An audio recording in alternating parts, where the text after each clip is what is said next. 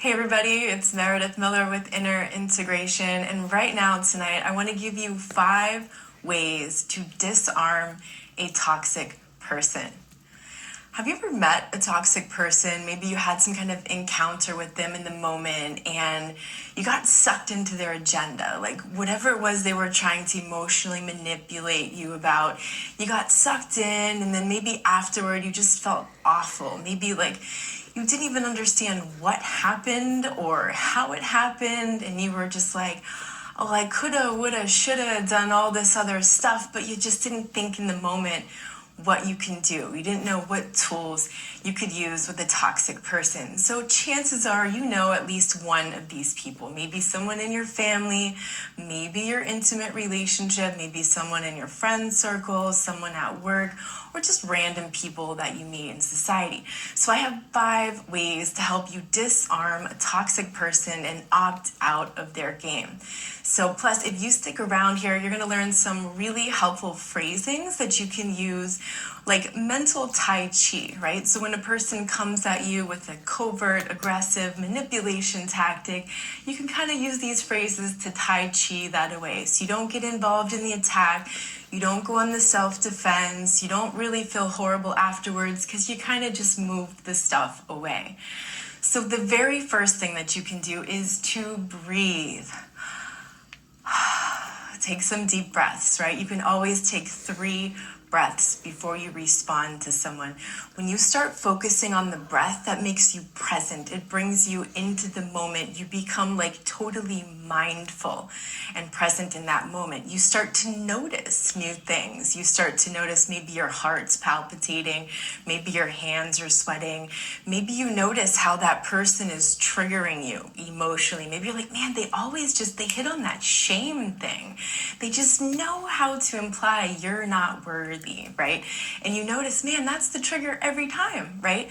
So you're catching on. The more you breathe, the more present you are, the more mindful you are of what's going on. Number 2 is set a new boundary and enforce it. That boundary might be as simple as saying no. Maybe you're at work and the toxic person, maybe it's your boss or another coworker, and they're just trying to get you to take on the extra work. They always want you to take on the extra work, right? So you say, I'm sorry, I have a lot on my plate right now, and I simply don't have the bandwidth for it. We're gonna need to delegate that to someone else. You start saying no in some way. Maybe in your intimate relationship, the person's always asking you to do something for them, like always, and you never get to pick you first. And so finally that night you stand up and you say, no, I'm not gonna watch that series with you. I'm gonna go do this thing for me. You set a boundary, you say no, and you enforce it. Make sure you enforce the boundary or the person is gonna think you're not really serious about your boundaries, right? So number 3 is to observe. That means watch it like you're watching a movie. Like you're not you and you're not the other person. You've separated yourself from you and this other person. So it looks like something's happening with the feed. Hopefully it's okay. I don't do this very often. I'm gonna get used to this. So when you're observing, right, you've now separated yourself. You're watching like a movie. You can see this person. You can depersonalize the abuse. You're not caught in the drama, because when you're caught in the drama, you're gonna wanna immediately emotionally react to what they're doing. And that's how they win. That's how they get you, is when they get you to emotionally react. Right? So you don't want to get upset and angry. You don't want to act really happy and positive either, because either emotional reaction, they're just going to hone in on that and somehow manipulate it.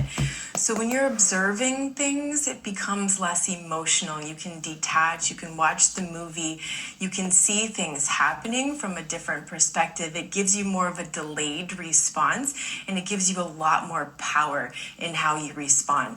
So number 4 on this tactic list is to guard your attention like your life depends on it, because it probably does. Where you focus your attention is where you focus all the power of your mind. And that is the greatest tool that the narcissist, the psychopath, the sociopath, the borderline personality will use against you. They want to direct your attention to something. They want you to focus here. They want to elicit a certain emotional response, thereby controlling your behavior, right? So if you control your attention and you catch they're trying to pull you down that way and you're like, and you keep that attention where you want to keep it, you cancel, you delete, you redirect towards whatever it is that you actually want to pay attention to.